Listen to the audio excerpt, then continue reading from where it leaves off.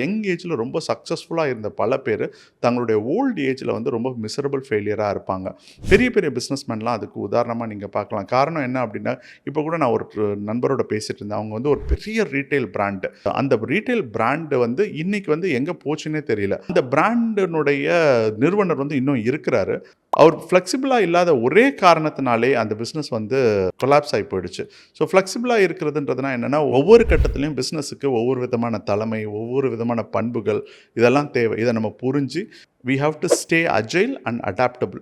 அதாவது நம்ம ஏற்றுக்கொள்கிற விதத்துலையும் ஒரு விழிப்போடவும் நம்ம அது இருக்கணும். டொனால்டுடைய 10 கமாண்ட்மெண்ட்ஸ் ஆஃப் பிஸ்னஸ் ஃபெயிலியர்னுடைய 2வது சாப்டரை நம்ம படிச்சிட்டோம். 3வது சாப்டரை நம்ம அடுத்த வீடியோவில் படிப்போம். தொடர்ந்து வாட்ச் பண்ணுங்கள். இந்த வீடியோ உங்களுக்கு பிடிச்சிருந்தால் லைக் பண்ணுங்கள், ஷேர் பண்ணுங்கள், எங்கள் சேனலுக்கு சப்ஸ்கிரைப் பண்ணுங்கள். அடுத்த வீடியோவில் சந்திப்போம்.